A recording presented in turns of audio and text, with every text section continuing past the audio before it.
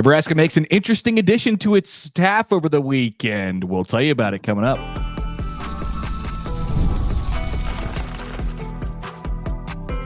You are Locked On Nebraska, your daily Nebraska Cornhuskers podcast, part of the Locked On Podcast Network, your team every day. All right, good morning, and thanks for making Locked On Nebraska your first listen every day. We are free and available wherever you get your podcasts and on YouTube, part of the Locked On Podcast Network, your team every day. And today's episode is brought to you by Gametime. Download the Gametime app, create an account, and use the code LOCKEDONCollege for $20 off your first purchase. Terms apply. All right, welcome in. Welcome, Connor. I'm Mitch Sherman. Connor Happer is with me. Welcome to everyone who's watching and listening on this third Monday of July. We're ticking away. We got mid-July. It's here. We're like a week and a couple of days away from Big Ten Media Days. I want to start right here, Connor, and point out that Nebraska got another recruit over the weekend for the 2025 class. That's Bryson Webber from Missouri City, Texas. He's a long cornerback, 6'2.5" is what he's listed on the recruiting sites. He's number 16 in this class, the seventh highest rated prospect according to On3. So that's exciting for Nebraska and its new defensive backs coach, which was made official on Friday. We didn't even discuss that on Friday, but it was made official on Thursday. John Butler is in as the DB's coach, coming from the Buffalo Bills most recently. We've talked about him in the past, and we'll talk a little bit more about him in the second segment. Also got an exciting new feature that we're going to roll out here in the third segment today, and this is going to get us through in some way all the way up to Big Ten Media Days and maybe a little bit before. So stick with us for the whole show to hear about that. But most importantly for us to discuss on this Monday, in my opinion, on Sunday, Nebraska added a coach, technically an analyst to its staff, but as of the month of June, analysts can coach. So his name is Jamar Mozee. You may be familiar with the name. He played running back at Oklahoma in the early 2000s. He was a high school head coach for a long time at Lee Summit North in the Kansas City area. Left that position just this spring to take an analyst job at UCF, and then right after the NCAA lifted the restrictions on analysts being able to coach on the field, he took a job with Matt Rhule as a senior analyst. And by the way, his son, Isaiah Mozee, is a four-star wide receiver in this 2025 class who is currently committed to Oregon. That's a good note. And a guy that Nebraska's kind of been after this entire time. Look, I love the idea of Nebraska. Assumingly this helps Nebraska in Kansas City, right? A guy who was in that area for a really long time. Nebraska used to really use that as a fertile recruiting area. I mean, especially in the Bo tenure, they would pluck a lot of guys out there, and they ended up being really good players for them. You think about Malik Collins and the Davis twins and Michael Rose-Ivy, and like they're, Monty Harrison even out of there, even though he didn't end up at Nebraska, although he is back in college football. Coming to Arkansas this fall. 30 years old. What? I mean, it's been a place where there have been not just players that have ended up at Nebraska, but all around the country that have been really good players. So I've always thought Nebraska's proximity to that area has been underutilized in the last decade here. And so for Nebraska to maybe get a foothold back in that area, they've tried kind of different cities. I mean, St. Louis, they had this kind of flirtation with when Riley was here. Kansas City's always been like a place where it feels like Nebraska should be in. It's more competitive now. Missouri is good. Kansas is good. Kansas State is good. So that's the thing that they have to kind of contend with. But I love the idea.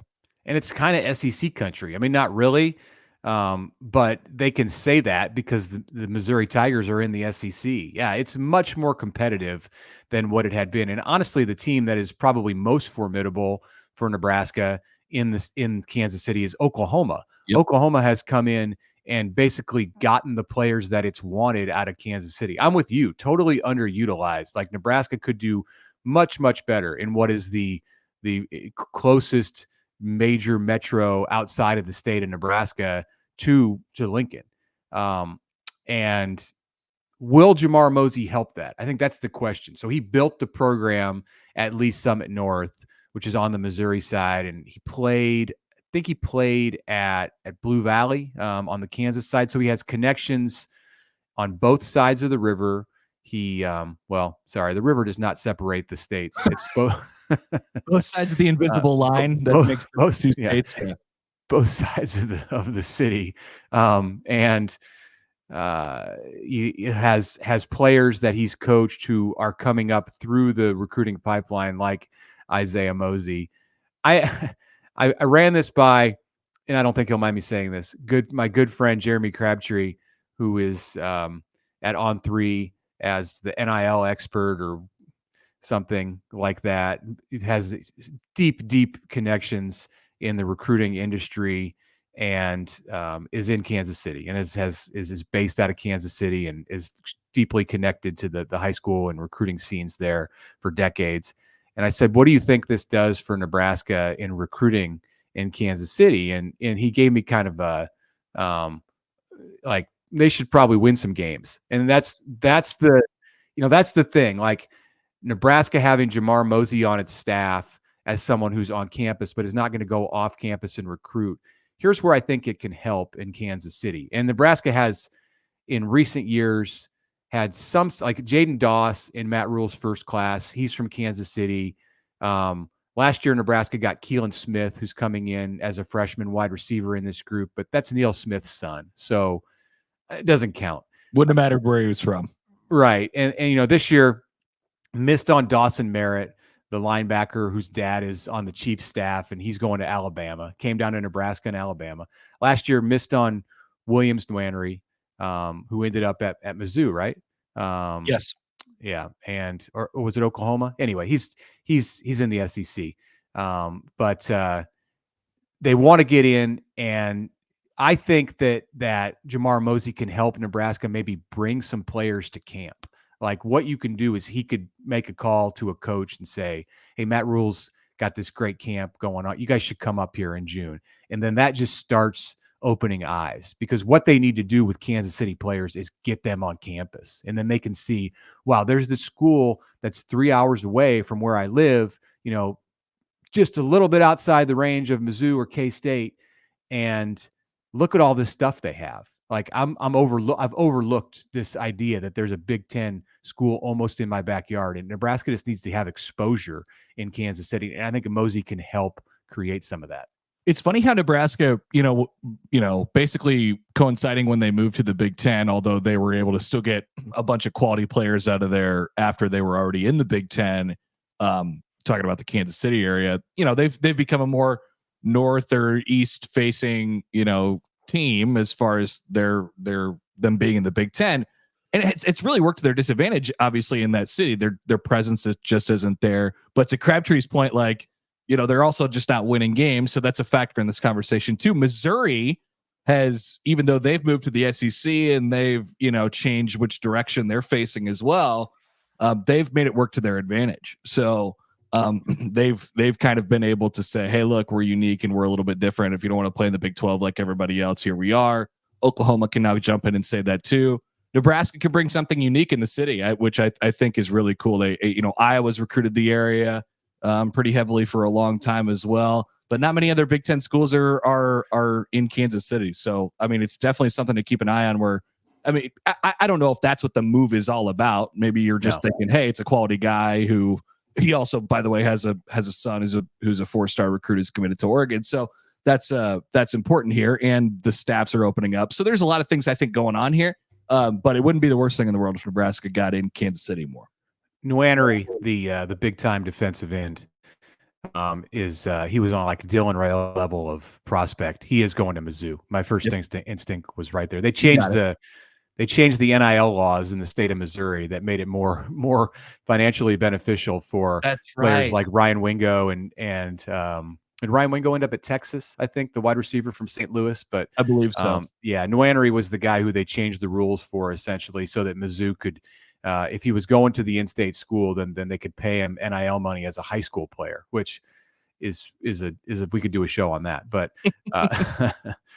But yeah, I mean, we'll see with Isaiah Mozee. It's not like it's a slam dunk, like, oh, your dad's coaching at Nebraska now, you're going to come play. You're gonna decommit from Oregon. Like, no, I mean Oregon. That's where he's headed right now. And he didn't decommit and go to UCF when his dad took a job there. That's a Big 12 school. So I'm sure Nebraska will try to open that door and try to figure something out to appeal to Isaiah Mozee, who's somebody with several wide receivers in this class for Nebraska. Isaiah Mozee seems to fit the mold of the type of wide receiver that Nebraska would love to have, and that Matt Rhule, with his speed philosophy, would envision fitting well into the offensive system. So we'll see, something to watch for sure. When we come back after the break, Connor, we're going to talk a little bit more about John Butler and his addition to this Nebraska staff that was made official on Thursday. What he has in front of him over the next couple of weeks before the Huskers open preseason camp. First, a reminder to follow us on all of the podcast listening platforms, Apple, Spotify, and everything else. If you're listening today, check us out on YouTube. And if you're watching us on YouTube, go ahead and try to listen to us when you're in your car or on the move. More after the break. That is next.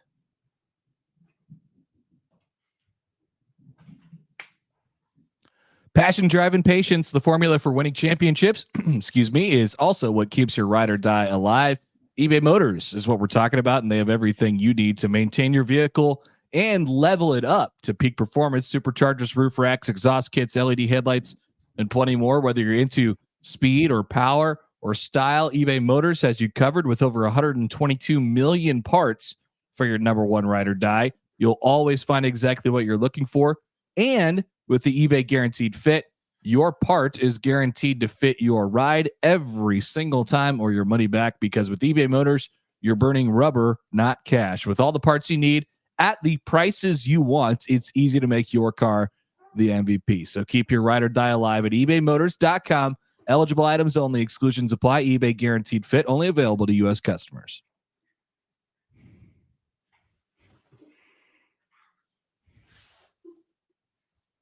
All right, welcome back from a long, hot weekend. I was out at Werner Park yesterday, sweating quite a bit. Mitch was at various, or maybe just one local youth baseball field, sweating, doing his thing this weekend. So yeah, that was basically our weekend catch up. Sweat. Yep, long season's over. 13-year-olds are done. Lost to the eventual champs. Won a couple games at the state tournament, Council Bluffs. It was hot. That's my main takeaway. Had a lot of fun, and you do this for 6-7 months, and still sad to see it end. But we'll get it revved back up again here in a few weeks. So on Sunday night, Connor, the Kansas City Royals drafted Jack Caglione. Are we happy about this? We are happy about it. It's I am a bit of a contrarian, so I don't I am less sure about him, and I definitely don't think he's going to be like a two-way superstar. No, drop the pitching. I would not have him pitch probably, but sounds like they're going to let him do it early. But I'm excited about his bat potential, but we'll see. We'll see what happens, I suppose. Why are we talking about this? Because he was in Omaha just a few weeks ago, and we were talking about him then, and we both interviewed him and had a great time. Cags is he's like a folk hero in college baseball, and amazingly, he dropped to number 6 in the MLB draft last night. Omaha's Tyson Lewis was selected with the number 51 overall pick, so likely not headed to Arkansas. I believe the highest drafted player ever straight out of a Nebraska high school. So that is very impressive. Congrats to the Millard West shortstop on heading into pro ball and starting his career. Yeah, really cool. Okay, something that we didn't really discuss on Friday while we were talking about Troy Danon and all the things that he said in your story on The Athletic, including grass, by the way. That's right, grass coming to Memorial Stadium. I don't know if you've heard the news. But one thing that got lost in the shuffle a little bit was the official announcement of John Butler, Nebraska's new secondaries coach. So Matt Rhule has a full staff. Again, I mean, Mitch, we've talked about what Nebraska is losing with Evan Cooper and sort of the timeliness of the entire thing and how quick they kind of had to turn it around. But let's talk about Butler in particular, and also in the idea that Nebraska's fall camp starts in 2 weeks, 2 to 3 weeks here, and they have a new secondaries coach, and that's a position that is a little thin. We've talked about it a lot all summer, so it's an interesting it's an interesting situation that Butler walks into. It's funny because I agree it's thin, but it's also very deep with numbers. So Yeah. it's thin in experience. And you've got Tommy Hill at a corner spot. They now have Sire Wright, who has experience as a starting corner at USC. That's a big ad that Nebraska had over the summer. And they've got Deshaun Singleton, Isaiah Gifford, Marquise Buford as players with experience, Malcolm Hartzog with experience at the safety spots. They were counting on Blyhill as a corner. But really, when you get beyond those top 6 or 7 guys, and a couple of them have not played at Nebraska, you run into freshmen. And that, I think that could serve a new coach well, because he's got old guys who can help him instill whatever it is that his culture is going to be in that secondary. And then he has a whole big long list of young players, freshmen who are athletes who have yet to really even settle in many cases on what position they're going to be at in the secondary. And that will be important for Butler to obviously figure out and identify his talent and get familiar with the players back in that part of the defense. And Tony White and others will be essential for him to understanding that. I'm sure he's watching film now and practice film and game film, but it works out well. I think if he had a bunch of like sophomores and juniors who were ready to take the next step and had been in the program for a few years, it might be more difficult than to have like the older group that's very experienced and then the younger group that's just getting started. Well, as far as the responsibility is concerned too, it's not like he's asked to, be entirely Evan Cooper, right? Evan Cooper, a lot of what he added was from the scouting, the player identification and then development piece of this thing. So he doesn't have to take in that part of the job right away. Now, obviously that might be something that he grabs onto in the off season or as the season goes along or as he gets his feet in there and starts recruiting a little bit. But you kind of go in and you figure out what your position is first and who you have and maybe what the pecking order was before and if you agree or disagree. And so I think, this time is probably just about learning for him. And then you get to coach the position. And so it's a less complicated fit than obviously we've been talking about over the last couple of weeks, where you have to replace all this stuff that Evan Cooper leaves. But for Butler himself right now, the job I think is on the actual football. So that's where the timing, we've talked about the interesting timing of this the entire time. And it certainly is, but you're really forced to just focus on the football aspects of this rather than all this recruiting stuff right off the bat. He hasn't coached in college since 2014, and he was the DC at Penn State at that time. Think about Matt Rhule and the adjustment that he had to make to coming back to college after 2.5 seasons, 3 seasons, but he was with the Panthers for 2+ seasons. It was 3 years that he was out of college, and he came back to Nebraska 18 months ago or 20 months ago.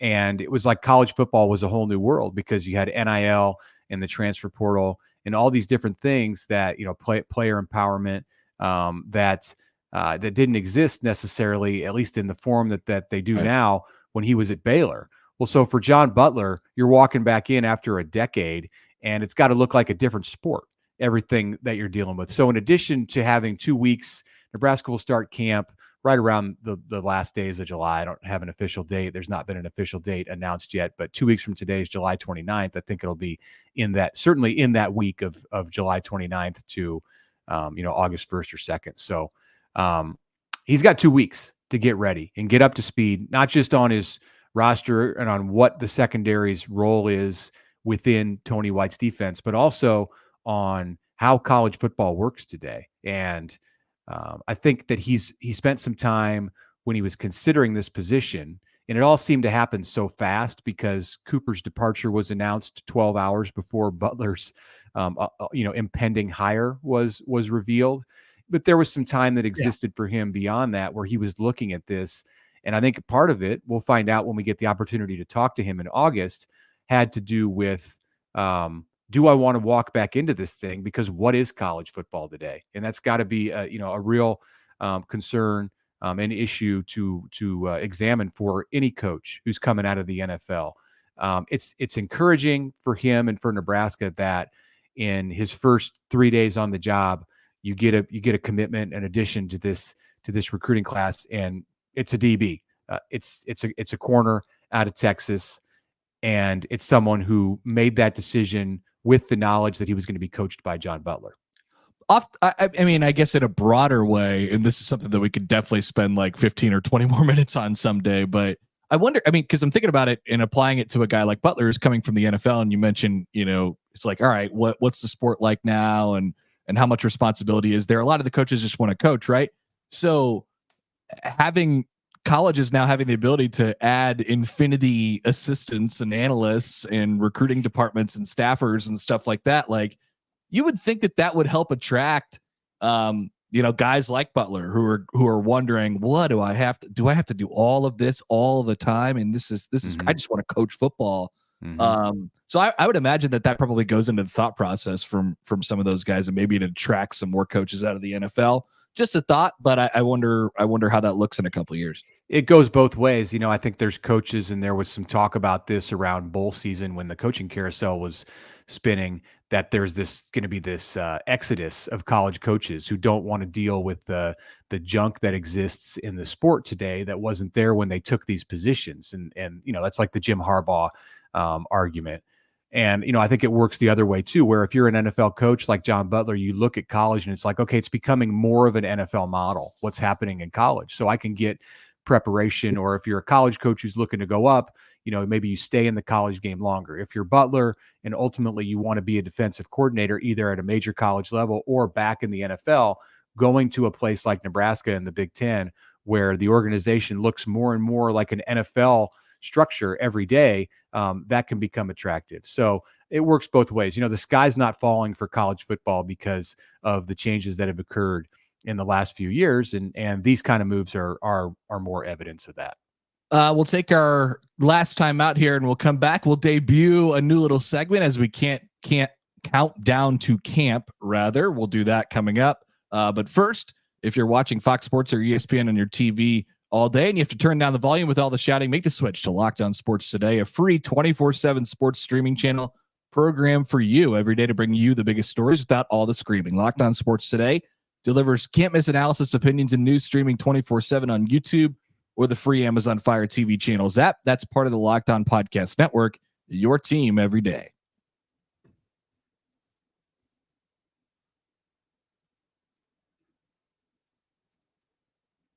Okay, back here on this Monday for the final segment in the first show of the week. Let's introduce something new here in the lead up to Big Ten Media Days, Connor. It's just 9 days away. Nebraska's time on the stage in Indianapolis. We are going to count down the 10 players whose success in 2024 is most essential for Nebraska to win. Catchy. Right. There's a headline right there.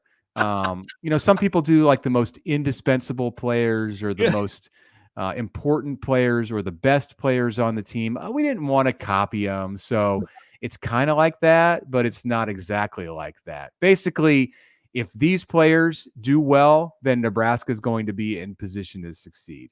You get it. You understand. We're going to list one in each episode and give our reasoning until we get to number one on the list in about 10 days. That's kind of how it works out.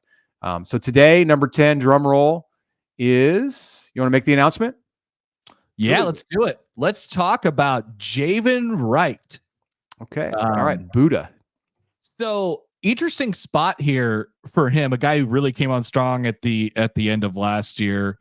The linebacker room, we tend to kind of slam those two positions, or two or three positions together, even though they're not doing the same thing or similar things. They don't look the same at all. But I would say generally it's a relatively it's a thinner group, I guess, than it was last year, and so you're needing guys to take jumps and be important, cornerstone players that maybe haven't done that before. And I think Wright is a really good example of that. Hasn't been a consistent, like, every down guy in his career yet, but has certainly shown flashes.